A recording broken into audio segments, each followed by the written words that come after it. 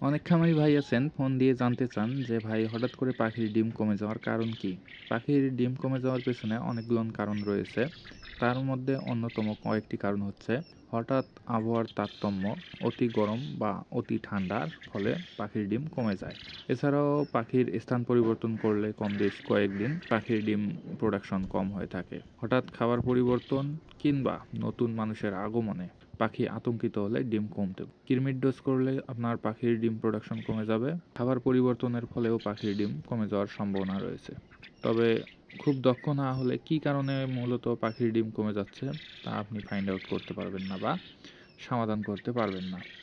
এজন্য আপনাকে অবশ্যই যে খামার থেকে বা হ্যাচারি থেকে বাচ্চা নিচ্ছেন তাদের সাথে প্রতিনিয়তই যোগাযোগ রাখবেন। তাদেরকে বিস্তারিত বললেই আপনাকে সঠিক সমাধান বের করে দেবে। আর শীতকালে অবশ্যই পাখির ঠান্ডা লাগার দিকটি একটু খেয়াল রাখবেন। যে কোনো তথ্য সেবা অথবা কোয়েল পাখির বাচ্চা পেতে যোগাযোগ করতে পারেন আমাদের সাথে।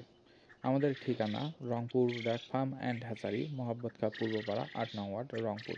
মোবাইল 01751479383। অবশ্যই যারা ভালো কোয়ালিটিফুল বাচ্চা নিতে চান তারাই আমাদের সাথে যোগাযোগ করবেন। ফোন দিয়ে অন্যের সাথে আমাদের তুলনা করবেন না।